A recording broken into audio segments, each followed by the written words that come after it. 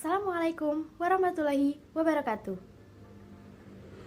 Perkenalkan, nama saya Yakti Ardianti, NIM A510190168. Pada video kali ini, saya akan menjelaskan mengenai permasalahan kognitif. Nah, permasalahan kognitif pada siswa terbagi menjadi beberapa. Salah satunya yaitu kesulitan belajar. Kesulitan belajar pada siswa juga diakibatkan oleh beberapa faktor. Yang pertama adanya disleksia, disgrafia, maupun diskalkulia. Nah, pada video kali ini saya akan menjelaskan mengenai disleksia. Jadi, apa itu disleksia? Disleksia merupakan gangguan bahasa pada siswa yang diakibatkan karena adanya gangguan neurologis pada fungsi otak. Kemudian, pada video kali ini saya juga akan menjelaskan mengenai 1. Faktor penyebab, 2. Karakteristik, dan 3. Sikap sebagai guru, orang tua, maupun sebagai teman. Baik, jadi sebelum memasuki materi pada permasalahan kognitif yaitu disleksia, sebelumnya saya akan menunjukkan mind mappingnya terlebih dahulu. Ini dia mind mappingnya. Jadi ada faktor penyebab, karakteristik, lalu sikap. Sikap dibagi menjadi 3 yaitu orang tua, guru, dan teman. Pada video kali ini saya akan menjelaskan mengenai disleksia lebih dalam lagi. Nah, sebelumnya saya juga sudah menjelaskan apa itu disleksia, tapi mari kita belajar lebih dalam lagi. Apa itu disleksia? Disleksia adalah gangguan dalam proses belajar yang ditandai dengan kesulitan membaca, menulis, atau mengeja. Penderita disleksia akan kesulitan dalam mengidentifikasi kata-kata yang diucapkan dan mengubahnya menjadi huruf atau kalimat.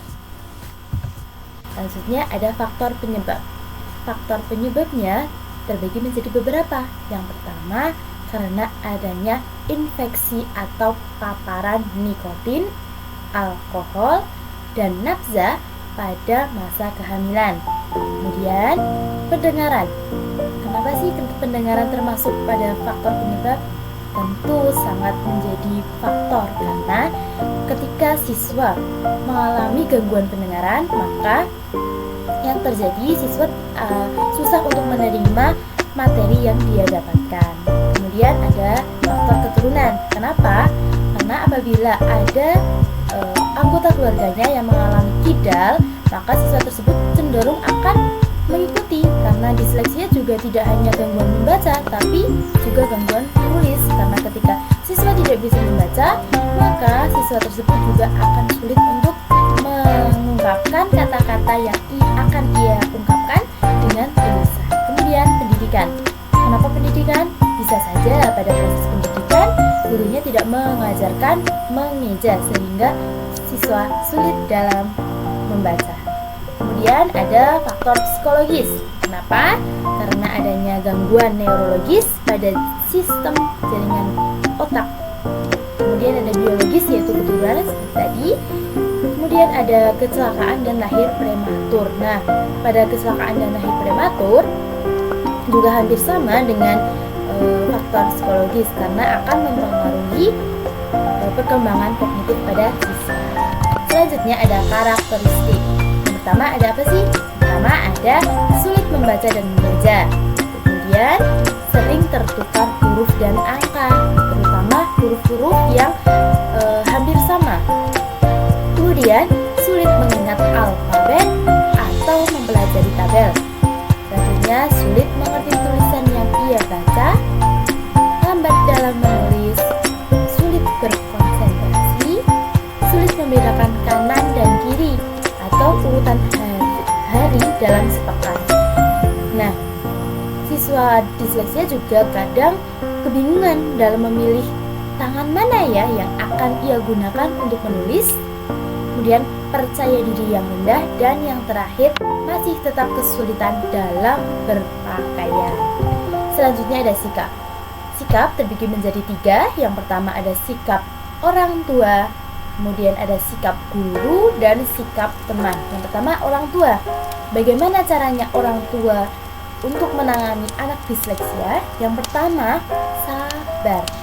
Usahakan agar benar-benar aktif dalam mendampingi dari waktu ke waktu, karena siswa disleksia itu membutuhkan waktu yang lumayan lama untuk bisa membaca dengan lancar. Kemudian memberikan dorongan sedemikian rupa untuk mengembalikan kepercayaan diri. Buatlah semenarik mungkin ketika mengajarinya membaca. Misal membuat huruf-huruf menggunakan warna-warni, itu akan membuat siswa disleksia itu minat untuk membaca. Kemudian berikan model peran seperti orang-orang yang sukses walaupun dia itu adalah anak yang disleksia. Selanjutnya ada bantu mereka dengan teknologi yang membantu seperti buku audio. Dan yang terakhir, gunakan metode pendekatan multisensori. Apa itu multisensori? Kita akan bahas di sikap guru. Nah, jadi sikap guru itu ada beberapa metode. Yang pertama ada multisensori.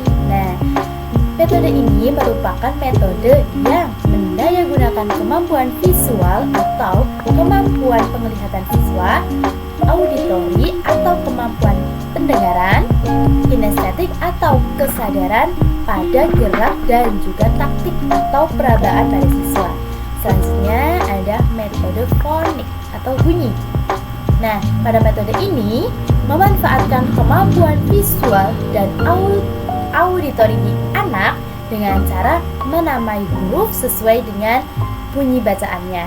Selanjutnya adalah metode linguistik. Apa itu? Metode ini mengajarkan siswa disleksia mengenal kata secara utuh. Selanjutnya adalah metode Vernal, yaitu menggunakan materi bacaan yang dipilih dari kata-kata yang diungkapkan oleh siswa dan setiap kata diajarkan secara utuh. Selanjutnya adalah metode Gilham. Nah, pada metode ini merupakan metode yang sangat lama proses pengajarannya karena memerlukan waktu 5 jam pelajaran selama kurun waktu 2 tahun. Selanjutnya ada metode analisis kelas, yaitu siswa dibimbing untuk mengenal kelompok-kelompok huruf sambil melihat kata secara keseluruhan. Selanjutnya yang terakhir ada metode Heckenrich, yaitu diutamakan untuk meneliti kemampuan auditori siswa dengan memadukan bunyi huruf, menuliskan perpaduan bunyi huruf menjadi kata, lalu menyebutkan kata tersebut. Selanjutnya yaitu sikap teman kepada anak disleksia. Yang pertama, tidak melabeli. Yang kedua, tidak membenci. Dan yang ketiga, tidak menjauhi. Karena seperti kita ketahui, setiap individu pasti mempunyai kelebihan dan kekurangannya di masing-masing bidang, sehingga kita tidak boleh melabeli, membenci maupun menjauhi orang tersebut. Maka dari itu, sayangilah orang-orang di lingkungan kita. Terima kasih. Terima kasih. Semoga video ini bisa membantu kalian untuk mempelajari apa itu disleksia. Wassalamualaikum warahmatullahi wabarakatuh.